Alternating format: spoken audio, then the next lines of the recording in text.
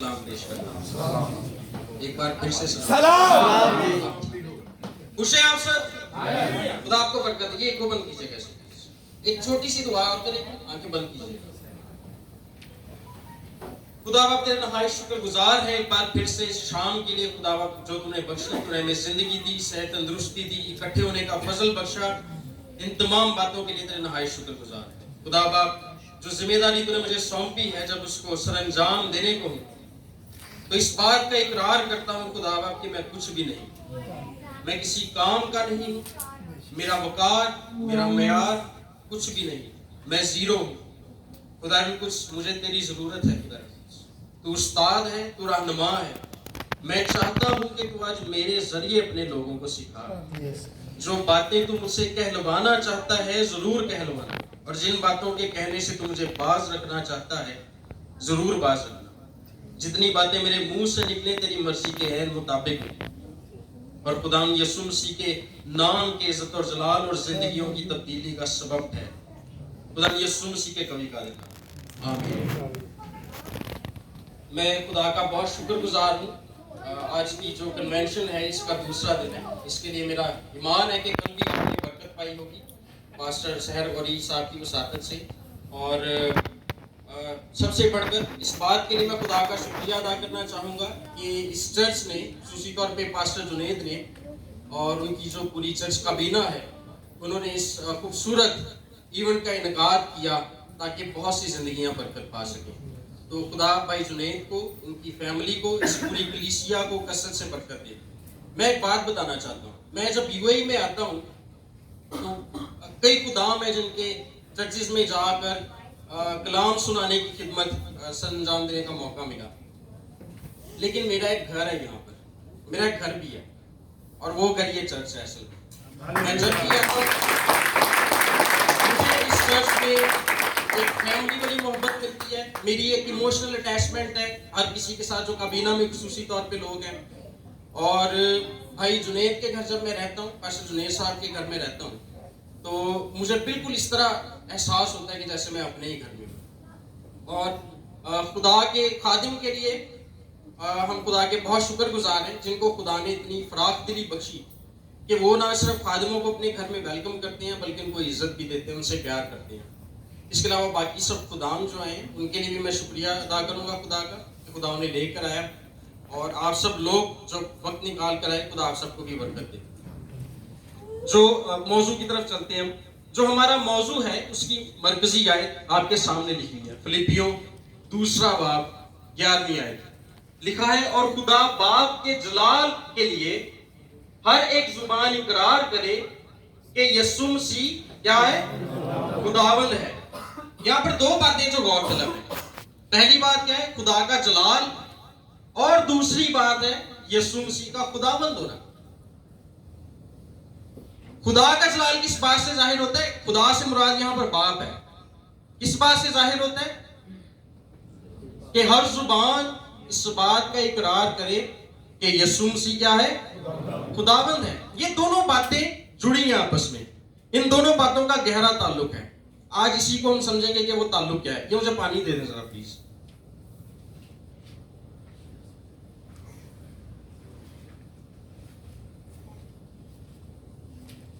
تو بنیادی طور پر اس حوالے کو, اس آیت کو سمجھنے کے لیے ہم 3 چیزیں دیکھیں گے آج. پہلے نمبر پر یسوع مسیح کون ہے, اس کو کیا ماننا چاہیے. دوسرے نمبر پر جو اس کو ماننا چاہیے یا جس طرح سے اس کو ماننا چاہیے, اگر اس طرح سے ہم اس کو نہ مانے تو کیا ہوتا ہے. اور تیسرے نمبر پر اس کی ذات کی منادی کرنا کیوں ضروری ہے. تو یہ 3 چیزیں آج ہم سیکھیں گے اور پھر اس آیت کی ہمیں سمجھ آ جائے. آمین. تو سب سے پہلے خداوند یسوع مسیح کے منہ مبارک سے ہی سنیں گے ہم کہ وہ اپنے متعلق کیا کہتے ہیں. آپ ایسا کیجئے, متی کی انجیل نکالیے, اس کا 11واں باب 2 سے 5 آیت. کوئی ایک شخص یہ حوالہ نکال لے اور کوئی دوسرا شخص یسایہ 35 باب 4 سے 6 آیت نکالے. متی 11 2 سے 5.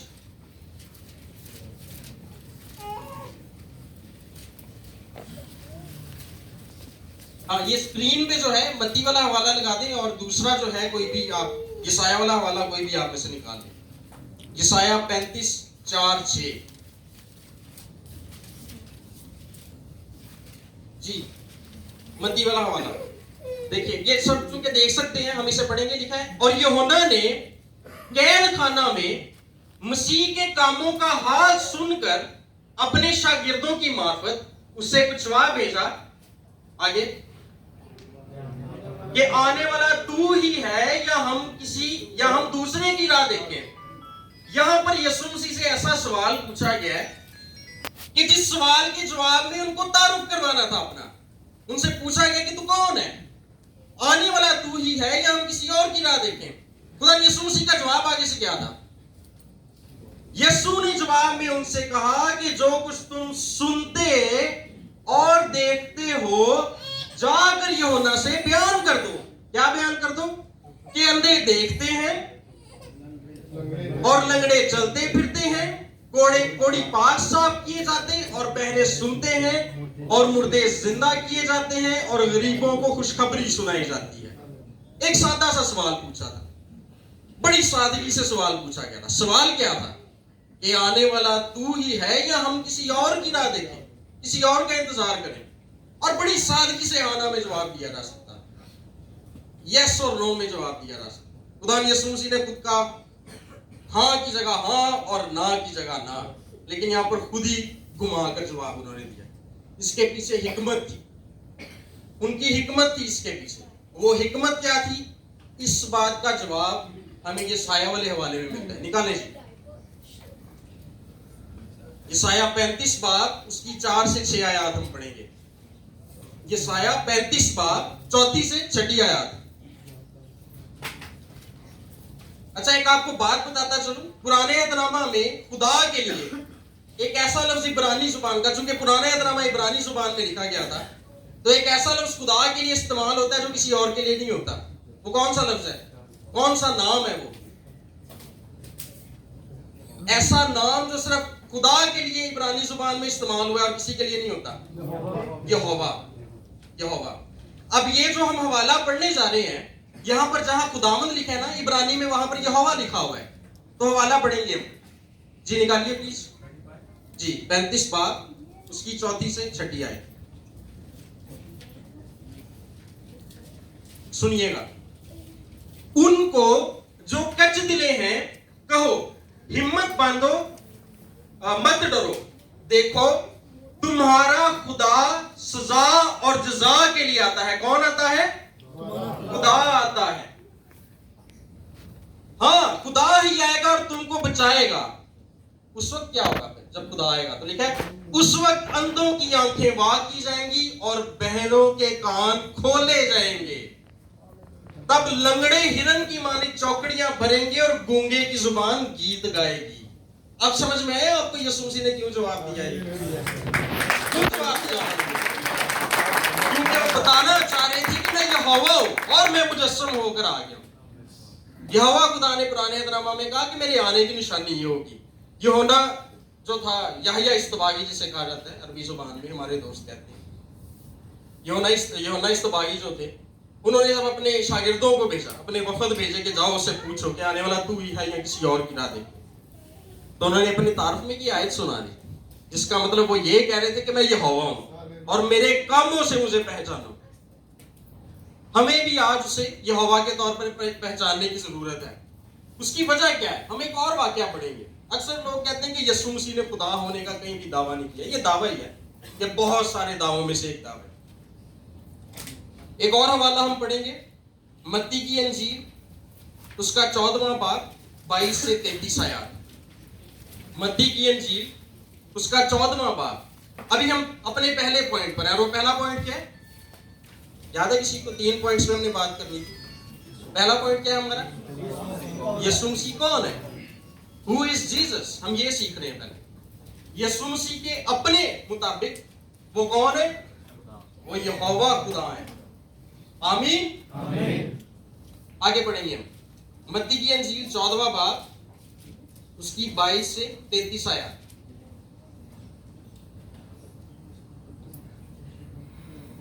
اور اس نے فوراً شاگردوں کو مجبور کیا کہ کشتی میں سوار ہو کر اس سے پہلے پار چلے جائیں جب تک وہ لوگوں کو رخصت کرے، اور لوگوں کو رخصت کر کے تنہا دعا کرنے کے لیے پہاڑ پر چڑھ گیا، اور جب شام ہوئی تو وہاں اکیلا تھا، مگر کشتی اس وقت جھیل کے بیچ میں تھی۔ شاگردوں کو پہلے بھیج دیا خدا یسوع مسیح نے، اور بعد میں لوگوں پر دعا کر رہے ہیں، پھر اس کے بعد تنہائی میں انہوں نے دعا کی۔ جب خداوند یسوع مسیح نے وہاں سے اپنا سفر شروع کرنا تھا شاگردوں تک پہنچنے کے لیے، اس وقت کشتی کہاں پر تھی؟ بیچ میں تھی، اور لہروں سے ڈگمگا رہی تھی کیونکہ ہوا مخالف تھی، اور وہ رات کے چوتھے پہر جھیل پر چلتا ہوا ان کے پاس آیا۔ کس پر چلتا ہوا؟ یہ باتیں ہم نے ذہن میں رکھنی ہیں۔ جھیل پر چلتا ہوا ان کے پاس آیا۔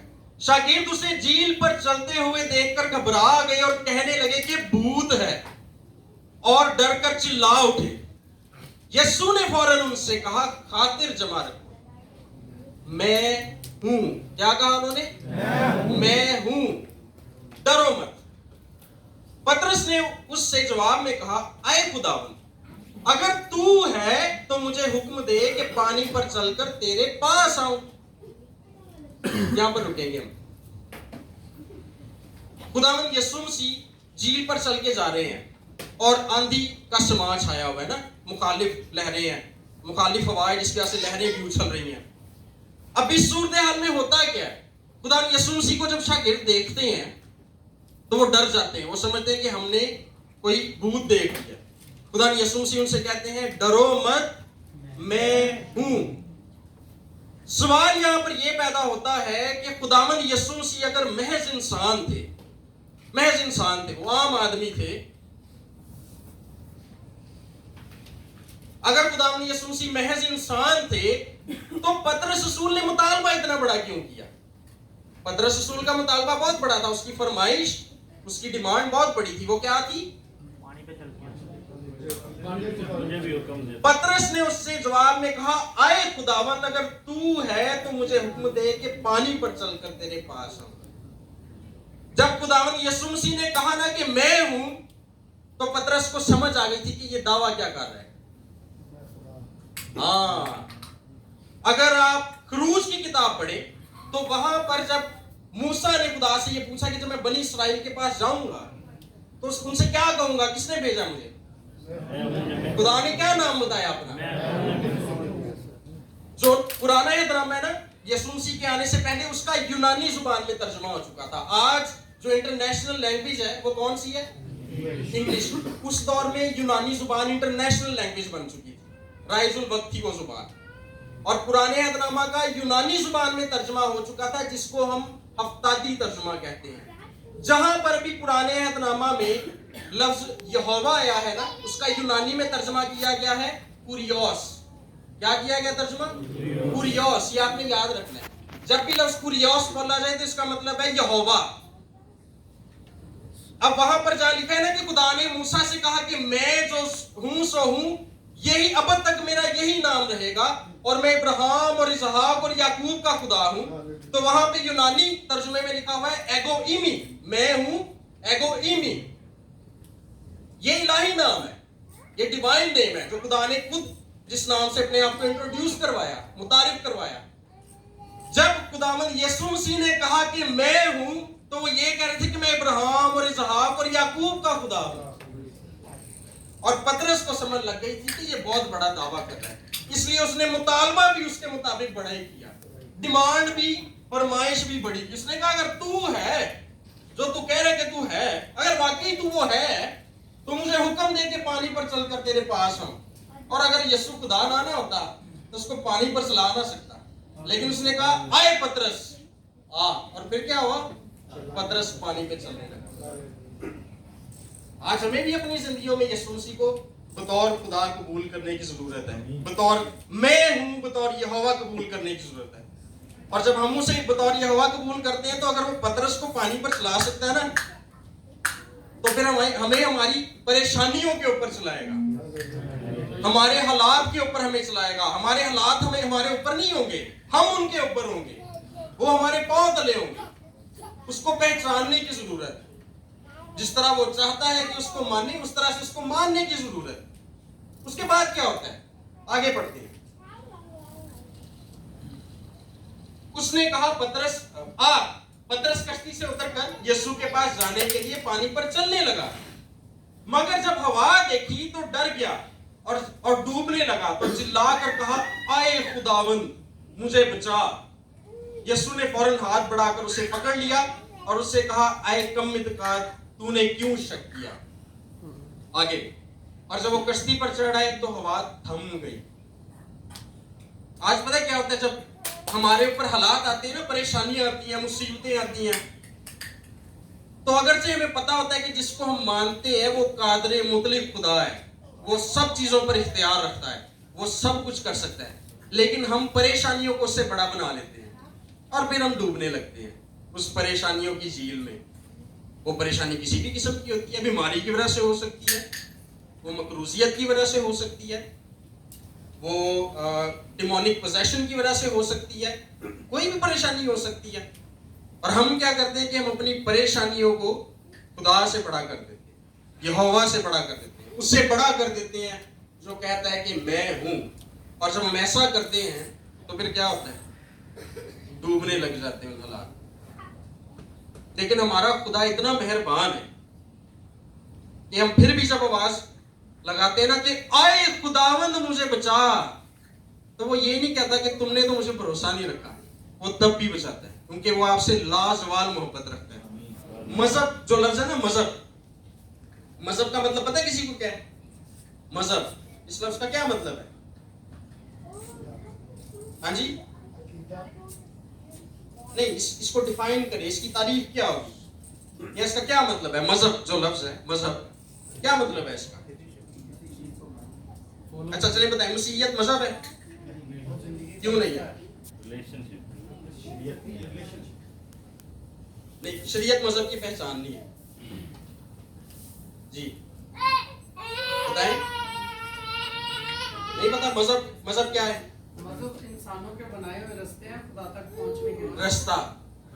रास्ता, मजहब का मतलब है रास्ता। अब इसको रास्ता क्यों कहा जाता है? इसलिए क्योंकि हम लोगों ने मुख्तलिफ रास्ते इख्तियार किए हुए खुदा तक पहुंचने के लिए। और आपको पता है लोग क्या क्या करते फिरते हैं, हत्ता कि इंसानों की कुर्बानियां भी दे देते हैं। मसीहियत मजहब नहीं है। पता है क्यों मजहब नहीं है? इसलिए क्योंकि मसीहियत में हमें खुदा तक पहुंचने के लिए कुछ नहीं करना पड़ा, वो अपनी मोहब्बत के हाथों मजबूर होकर इंसानी जिस्म ओढ़कर इंसानों के दरमियान आ गए इंसानों को बचाने के लिए। तो मसीहियत जो है ये एक रिश्ते का नाम है जिसकी बुनियाद मोहब्बत पर रखी है। उसकी मोहब्बत जो है वो भी हमारे क्यास से बाहर। और यही सबब है कि हम अपने हालात पर भरोसा करने की के बावजूद भी जब उसे कहते हैं ना कि आए खुदावंद मुझे बचा, तो हमें बचाता है वो। क्यों? क्योंकि वो यहोवा खुदा है। कौन है? यीशु मसीह। आमीन। उसके बाद क्या होता है कि जब खुदावंद यीशु मसीह पतरस को बचाते हैं तो दोनों कश्ती पर चले जाते हैं। और कश्ती पर जाने के बाद क्या होता है? हवा थम जाती है। और फिर क्या होता है? और जो कश्ती पर थे उन्होंने उसे सिजदा करके कहा, यकीनन तू खुदा का बेटा है। क्या किया उन्होंने? यकीनन तू खुदा का बेटा है।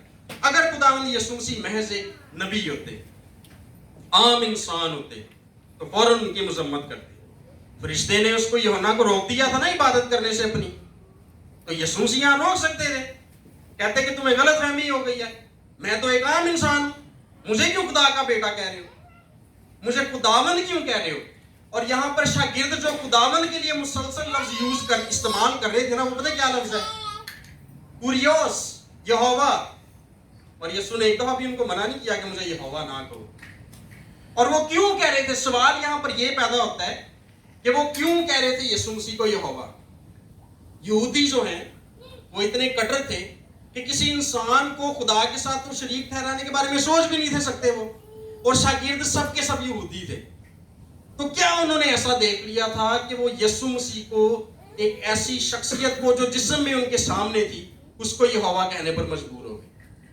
इसके पीछे भी एक भेद है। इस सवाल को समझने के लिए हम दो हवाला देखेंगे। मैं पढ़ देता हूं आपके लिए, स्क्रीन पर उसे लगाने की जरूरत नहीं है। पहला हवाला है अय्यूब की किताब 9वां बाब और उसकी 8वीं आयत। उसमें क्या लिखा है? وہ آسمانوں کو اکیلا تان دیتا ہے اور سمندر کی لہروں پر چلتا ہے. کیا کرتا ہے؟ سمندر کی لہروں پر چلتا ہے. زبور 107 میں لکھا ہوا ہے وہ آندھی کو تھما دیتا ہے اور لہریں موقوف ہو جاتی ہیں. تو اصل میں ہوا پتہ کیا تھا یہاں پہ؟ پہلے نمبر پر تو یسوع مسیح نے آتی جب اپنا تعارف کروایا ہے تو انہوں نے کہا ہے کہ میں ہوں، میں ابراہیم اسحاق یعقوب کا خدا ہوں. جب شاگردوں نے یہ سنا تو پترس صاحب کو پتہ بڑا آؤٹ سپوکن تھا، وہ جسے ہم پنجابی میں کہتے ہیں نا منہ پھاٹو نا، وہ اس قسم کے رسول تھے. انہوں نے یسوع سے ڈائریکٹلی کہہ دیا اگر تو ہے تو مجھے کہہ پانی پر چل کر تیرے پاس آؤں. اور یسوع مسیح نے کہا آ. انہوں نے یسوع مسیح کو جو وہ ہونے کا دعویٰ کر رہے تھے اس کو آزمانے کے لیے ڈیمانڈ بہت بڑی کی. جب یسوع نے اس ڈیمانڈ کو پورا کر دیا تو وہ متعجب ہوئے. پھر جب یسوع مسیح کشتی میں آئے اور آندھی اور طوفان بھی تھم گئے تو پھر ان کو سمجھ لگ گئی کہ یہ جو جسم میں ہمارے سامنے ہے نا یہ مجسم خدا ہی ہے. اس لیے وہ سجدہ کرنے پر مجبور ہو گئے کیونکہ خدا ہی صرف پانی کی لہروں پر چل سکتا ہے، وہی جو ہے آندھی اور طوفان کو تھما دیتا ہے. اور اس لیے اسی کے پاس یہ حق محفوظ ہے کہ وہ کہے میں ابراہیم اور اسحاق اور یعقوب کا خدا ہوں. تو یسوع مسیح نے ایسے اپنا تعارف کروایا. ایک اور مقام ہم دیکھیں گے،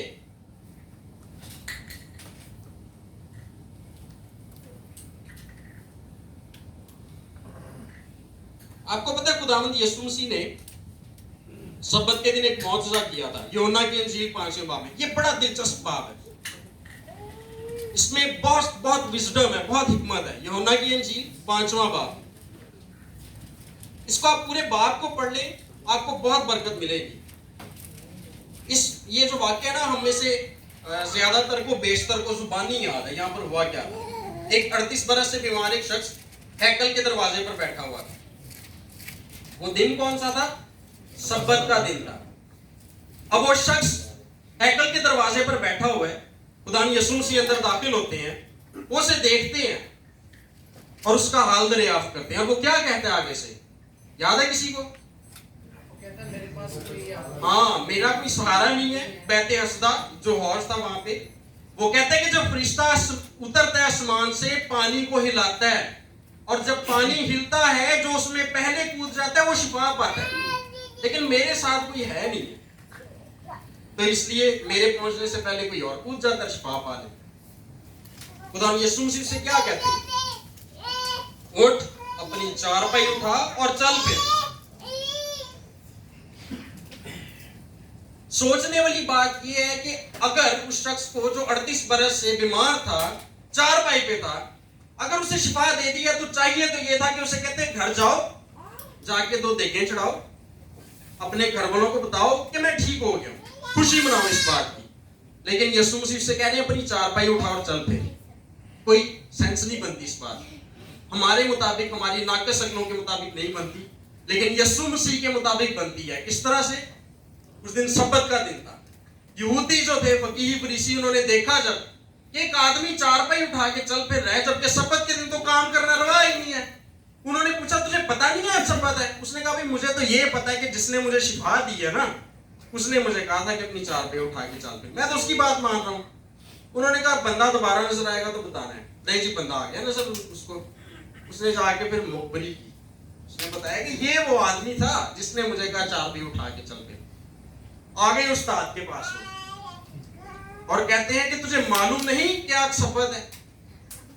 اور یسوع مسیح کہتے ہیں میرا باپ اب تک کام کرتا ہے اور میں بھی کام کرتا ہوں.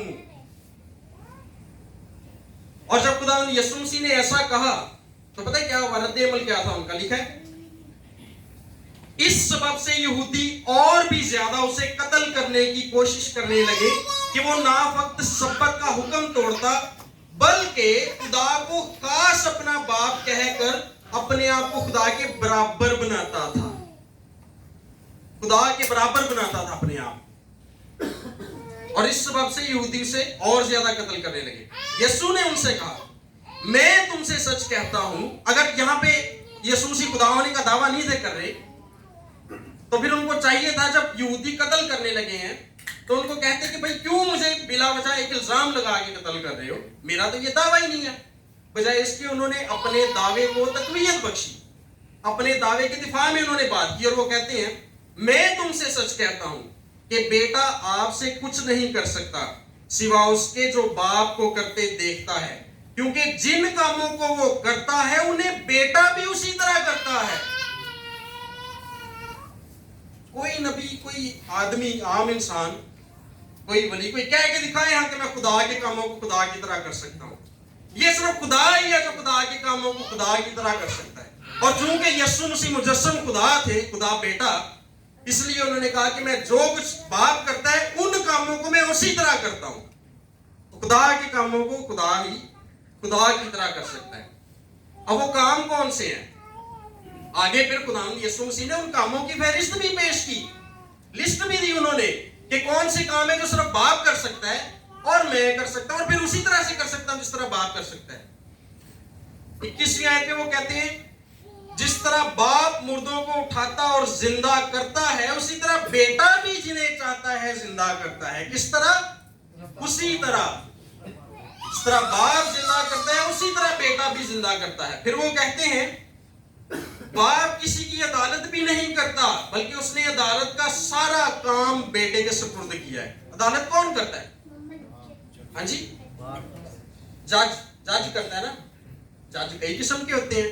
हमारे मुल्क में सेशन कोर्ट का जज है, हाई कोर्ट का जज है, सुप्रीम कोर्ट का जज है। इसी तरह जो डांस इंडिया डांस है उसमें भी एक जज होता है। इसी तरह जो मौसीकी के मुकाबले होते हैं उनमें भी एक जज होता है। लेकिन एक सबसे बड़ा जज है जो पूरी दुनिया की अदालत करेगा। उसके जैसा कोई जज नहीं होता, वैसी अदालत कोई नहीं कर सकता। और यीशु मसीह कहते हैं वो अदालत भी मैंने ही करनी है। और जो अदालत करता है वो कौन होता है? खुदा होता है। वो खुदा ही सिर्फ अदालत कर सकता है। आगे वो क्या कहते हैं? कहते हैं ताकि सब लोग बेटे की इज्जत करें जिस तरह बाप की इज्जत करते हैं। किस तरह इज्जत करें बेटे की? ये बहुत बड़ी बात है, ये डिमांड है असल में बहुत बड़ी। बाप की इज्जत में क्या बातें शामिल है? जिनमें से एक बात ये शामिल है कि हम खुदा की इबादत करें। और यीशु मसीह कह रहे हैं कि जिस तरह बाप की इज्जत की जाती है मेरी भी उसी तरह इज्जत करो। अगर बाप की इबादत करते हो तो मेरी भी इबादत करो। और इबादत का मुतालबा सिर्फ खुदा ही करता है। आगे सुनिए, वो कहते हैं मुर्दे खुदा के बेटे की आवाज सुनेंगे और जो सुनेंगे वो जिएंगे, क्योंकि जिस तरह बाप अपने आप में जिंदगी रखता है उसी तरह उसने बेटे को भी ये बख्शा है कि अपने आप में जिंदगी रखे। जब कोई इंसान मर जाता है ना तो उसके जिस्म में जो खून होता है ना वो भी हरकत करना बंद हो जाता है, जम जाता है खून इंसान की बॉडी में जब इंसान कोई मर जाता है। कोई इंसान पूरी दुनिया में, तारीख में भी कोई आकर कह दे कि मुर्दे मेरी आवाज सुन सकते हैं? सुनते हैं मुर्दे किसी की आवाज? नहीं सुनते।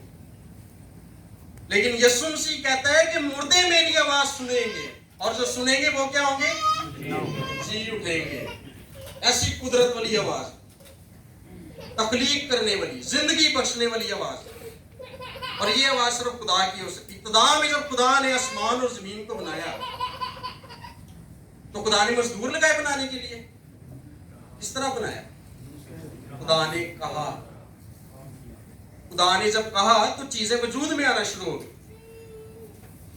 तो इसी तरह से जिस तरह बाप की आवाज अपने अंदर जिंदगी रखती है, बेटे की आवाज भी अपने अंदर जिंदगी रखती है। यही सबब है कि जब मुर्दे उसकी आवाज सुनेंगे तो वो जिएंगे। अरे उसकी आवाज को छोड़ें। पादरी साहब ने भी कल एक गवाही सुनाई थी यीशु नाम वाली। आज बड़ी बड़ी बदरूहों को आप यीशु के नाम से हुक्म देते हो चली जाती हैं। उसका तो नाम ही इतना बड़ा है।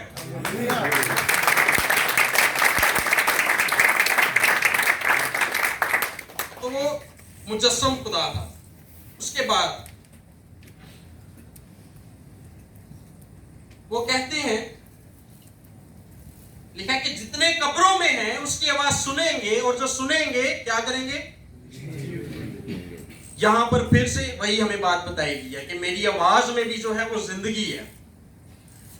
जब खुदा ने एक आपको बात बताता चलूं, जो बाप बेटा रूल कुछ है ना, बाप भी यहोवा है, बेटा भी यहोवा है, रूल कुछ भी यहोवा है। जब हम कहते हैं खुदा बाप, खुदा बेटा और खुदा रूल कुछ, तो तो जब हम कहते हैं खुदा खुदा खुदा तीनों के साथ आता है, तो खुदा असल में यहोवा है, बाप यहोवा, बेटा यहोवा और रूह कुद्स यहोवा। ये हमारा तस्लीस फिर तौहीद वाला जो अकीदा है, बाइबली अकीदा ये है। और चूंकि तीनों यहोवा हैं, तीनों का नीम, इसलिए तीनों बराबर हैं, तीनों एक जैसी मर्जी, एक जैसा इरादा, एक जैसा इख्तियार और एक जैसी इज्जत रखते हैं। यही सबब है कि जब कायनात की तश्कील हुई, जब कायनात को खुदा ने तख्लीक किया, खुदा सालूस ने तख्लीक किया, तो लिखा है इब्तिदा में खुदा ने आसमान और जमीन को पैदा किया और जमीन वीरान और सुनसान थी। खुदा का रूह पानी की सतह पर जुम्बश करता।